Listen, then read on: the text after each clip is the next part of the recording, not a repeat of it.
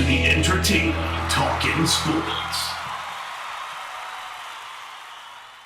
What is going on, football fans? Back at it with another New York Giants video. Just want to do my second 7-round mock draft. I'll probably have one more up of these right before the draft, along with one first-round mock draft as well, when I give my final opinion as to who I think the New York Giants will take. And in this mock, I'm going to have the Giants staying at 4. And I was asked with my last 7-round mock draft, where I took Tristan Wirfs, because that's what I've heard from a lot of insiders that I trust, to do one with Isaiah Simmons. And I definitely think the Giants could still take Isaiah Simmons, and I kind of wanted to do a simulation with taking Simmons and show how that influences the rest of the picks. And kind of just go over some other prospects that I personally like and that I have my eye on for the New York Giants in this draft. So we're going to start it off, of course, at number 4 with none other than Isaiah Simmons. Isaiah Simmons, of course, the very talented linebacker out of Clemson, a guy that has versatility, and that's his biggest strength.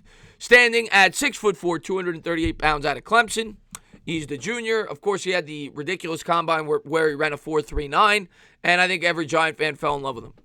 His strengths, well, I'm not going to read all of these, but got these off NFL.com on his scouting report. I'll scan through a couple. To me, the biggest strength for Isaiah Simmons is his versatility, and that's what they point to. Rare versatility and matchup potential around the field. Allows coordinators the freedom to game planning, which kind of goes hand in hand. And I think that would be the strongest attraction for Joe Judge and Patrick Graham. If you listen to a lot of them, that is what they express. They express versatility. Of course, he has the speed, and they go on to say that, the gap coverage, sideline to sideline. I think he could take away the threat of a mobile quarterback, a running back trying to set the edge. In terms of his weaknesses, he doesn't have a lot, and most of the weaknesses that they point to, I think, could be improved with experience and coaching. Some people worry about that he's a little bit undersized and that he may have some trouble getting off of, blocks from offensive linemen if they get to the second level. But the way I look at it is we have a really strong defensive interior line, and I don't think he's that undersized anyway. I think he's going to be a great pro. I really do, and I'd be very happy if we got him at 4. I'm just leaning slightly tackle, but I would definitely be happy if we took Isaiah Simmons. The weaknesses they point to, instincts near the line of scrimmage, are a work in progress. Delayed read and respond as an inside linebacker. Hasn't figured out angles and timing as a downhill linebacker yet. And things like that. It's more so experience weaknesses than actual physical limitations. And now with the second pick, I'm going to have the New York Giants taking Lloyd Cushenberry. And some people may say, well, why didn't you take Ruiz? Well, I don't think Ruiz is going to be there.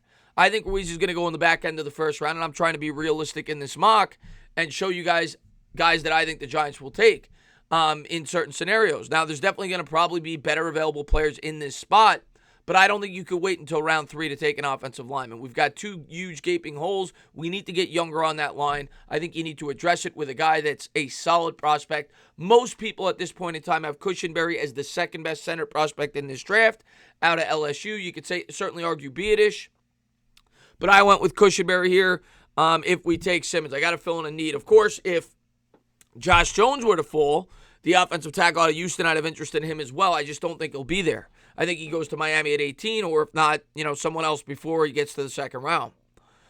In terms of Cushenberry, stands at 6'3", 312 out of LSU.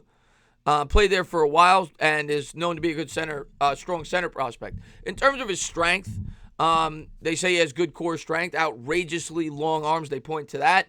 Usually first to frame in the run game. He's strong. That's what they point to. Core strengths, but you could read those.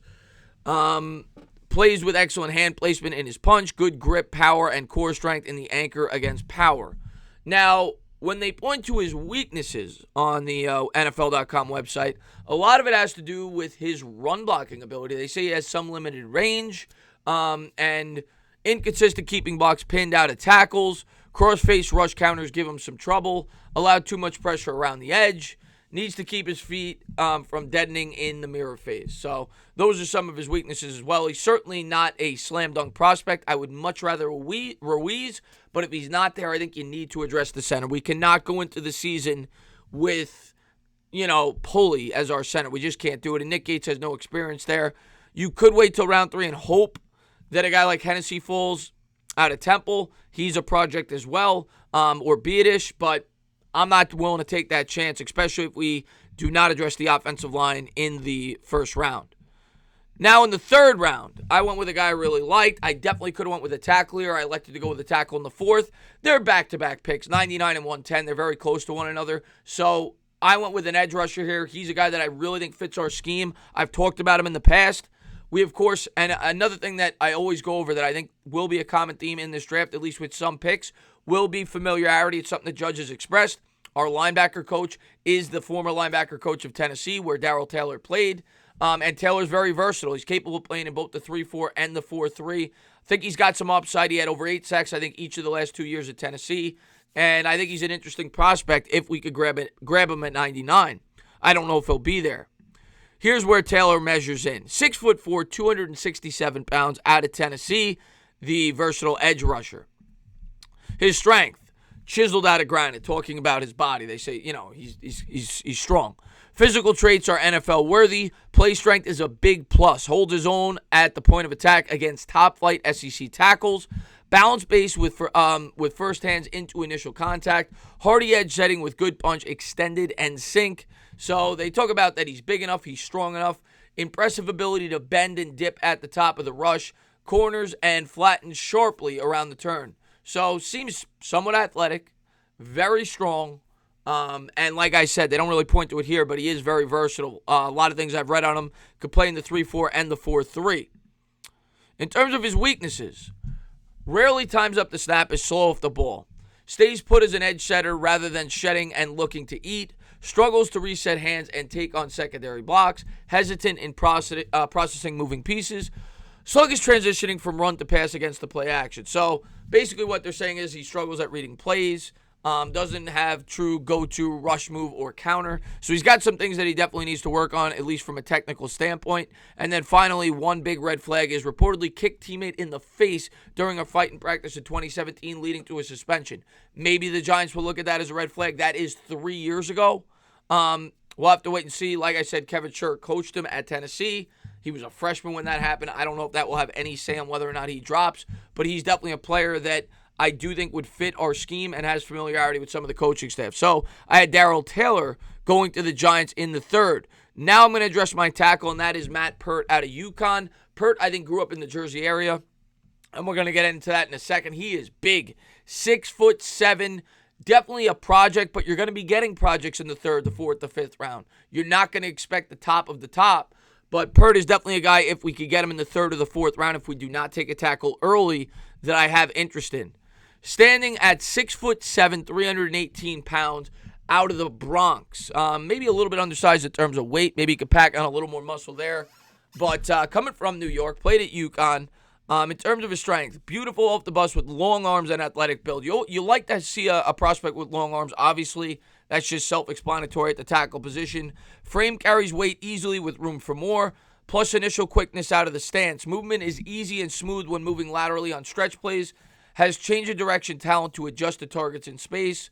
Started all 4 years. Nimble feet. So a lot of good pros that they talk about him in terms of physical attributes. In terms of his negatives, play strength is not up to par, and that's what I kind of alluded to when I was talking about the weight. Probably needs to pack on 10, 15 pounds of muscle. Unable to bench press defenders off his frame. Flexible but needs more discipline in keeping pad level lower. Gets overextended and beaten inside in the run game. Doesn't show finishing demeanor or toughness on tape. So people point to toughness. People point to strength. Needs to add some more strength. Poor hand placement and redirect power doom him when his edge is challenged. So there's some of the strengths and weaknesses on Matt Pert, but definitely an interesting prospect in the 3rd or 4th round area if we have not selected a tackle yet. Next guy we're going to look at is Gino Stone. And Gino Stone, when I did some research, is a guy I really like. And one thing that a lot of people point to is that he could be a very strong special teams contributor, which will certainly help his stock somewhat, something that Joe Judge looks at. But he seems to be a coverage safety and a guy you could get in the 4th or 5th round area. I had him falling to the Giants here in this 7-round mock in the 5th. We all know the Giants could use some more versatility in that secondary. Right now, Julian Love is the starting free safety. I would guess that Love would probably remain the safety. At least going into the year with Gino Stone, who's a 4th or 5th round prospect. But maybe he could take that role. You move Julian Love to the slot in certain packages. Just gives you some more options in the secondary. Gino Stone, who had a pretty strong combine, is undersized. He's only 5'10", 207 pounds, out of Pennsylvania, the safety out of Iowa. His strengths, above average body control in everything he does. Plus awareness of route development from the safety perch. Diligent getting receivers rerouted with bossy shove. Instincts allow for early breaks on throws.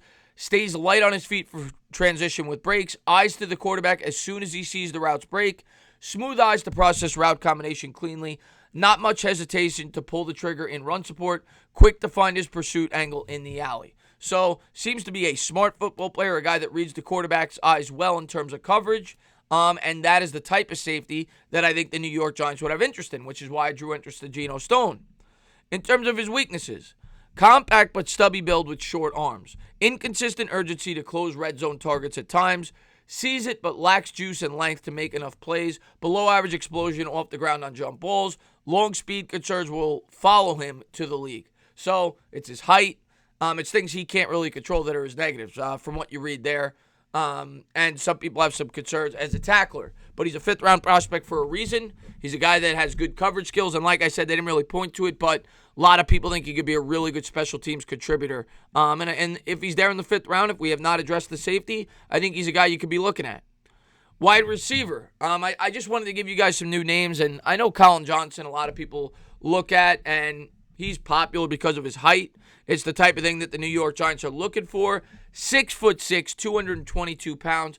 Is he a great prospect? No, but it's the sixth round. You're getting a tall wide receiver. I could have went with Hodges, a guy I really like. I've gone over him in the past. Think he's more of a fifth. Gandy Golden's either going to go in the fourth or fifth as well. In this scenario, we wait a little bit longer. We still get a tall threat, but a guy that needs to work on a lot of things. Exceptional size and length. Like I said, he's 6'6".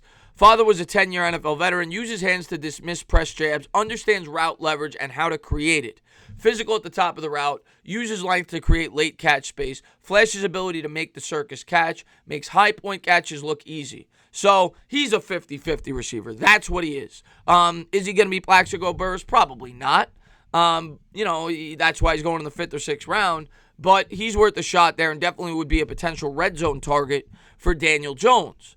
In terms of his weaknesses, very little hip sink into breaks, not elusive after the catch, lacks separation burst, and sees heavy dose of combat catches. Routes are top 2-1 speed and lack a top gear. So his athletic ability, that's his weakness, his speed, which is not uncommon for a guy who's 6'6". But yeah, that's where he lacks. His route running, his speed, things like that. He's more of a 50-50 type receiver that you're getting there in the sixth round. And then finally, like I said, I only did one seventh-round prospect, but this was a guy I was interested in. I've seen him going in the fifth, the sixth, the seventh. John Reed. He's a nickelback. And when I read about him, I was interested. We'll just bring some more versatility and depth to that secondary. And it's the seventh round. Like the other prospect we talked about, the safety, he is small. He's only 5'10", 187 pounds. Another hometown kid out of Mount Laurel, New Jersey, went to Penn State. Had a really strong combine, in which I think he ran I don't remember the exact numbers, but he had a really strong combine. That's where he came onto the scene. One thing you got to worry about, he does have an injury history. We'll get into that. His strengths, competitive physical coverage demeanor, rapid fire mirror step sync with receiver's release, foot agility covers for cleaner transactions, stays connected underneath with body control and easy lateral transitions, plays with inquisitive eyes from well-balanced side shuffle, excellent body positioning to sideswipe and hinder vertical attempts. Crowds into chest before turning to locate the football. So it seems like a very technically skilled, tough football player. Drops pad level and attacks through thighs as a tackler. And he's pretty fast. And like I said, would project to be a nickelback at his height. And then his weaknesses. Bundled hips prevent fluid rotation when needed. Mega stepper with limited stride length. Rounded transition shadowing breaks from his pedal. So on and so forth. And you could read the rest of those weaknesses. But definitely a guy, and like I said, the injuries are definitely a concern there at the end. Has had 2 major knee injuries in high school and in Penn State in 2017. So he's been injury-free now for 3 years. But there you go. Could get lost in the wash as an NFL run supporter because of his size. And his size limitations is basically what they point to as his biggest weakness. But a guy that seems like a good football player with some athletic ability, that is worth a flyer there in the 6th or 7th round that could add some more versatility potentially to that secondary. So those are a couple of guys I wanted to go over for you guys and give you guys my opinions on some of the guys that I think the New York Giants could be targeting in the later rounds and what my draft strategy would be if we were to take Isaiah Simmons. Of course, in a perfect scenario, you end up with Ruiz in the 2nd round. You get the top-rated center along with Isaiah Simmons, and you go from there. but some guys to keep an eye on in the later rounds of the draft. Thank you guys for watching. And as always, if you liked what you watched, please subscribe, drop a comment, maybe give me a little thumbs up. Cheers.